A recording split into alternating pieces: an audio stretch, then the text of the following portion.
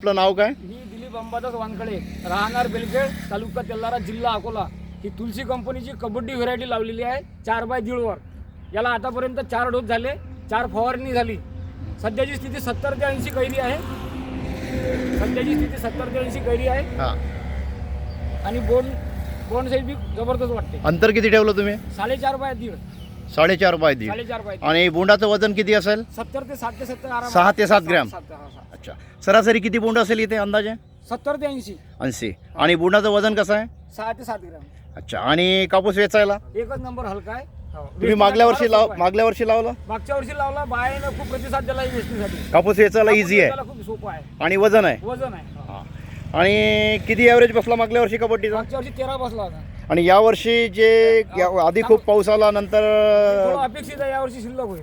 जास्त होईल. हा अपेक्षित आहे. सरासरी किती ॲव्हरेज यायला पाहिजे तुमच्या अंदाजाने? 14 तर यायलाच पाहिजे. 14 क्विंटल यायला पाहिजे. म्हणजे कबड्डी हे वाहन कोणत्याही वातावरणात कोणत्याही हवामानात हमखास उत्पादन देणारं वाहन आहे. यावर्षी पावसाळा जास्त असूनही हा. चांगल्या परिस्थितीत आहे. तुम्हाला हे वाहन आवडलं? एकच नंबर. अच्छा. आणि परिसरातील प्रत्येक शेतकऱ्याने कबड्डी हे वाहन लावायला पाहिजे. अच्छा. अजून काय वैशिष्ट्य चांगले वाटले कबड्डीचे? कबड्डीचे वैशिष्ट्य वाढ भरपूर आहे, पानाचा ग्रीनेसपणा चांगला आहे आणि फवारणी फारच कमी बळी पडते. अच्छा.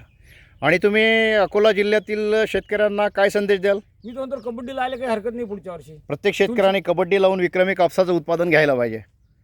वाहन तुम्हाला आवडलं? वाहन आवडलं. धन्यवाद.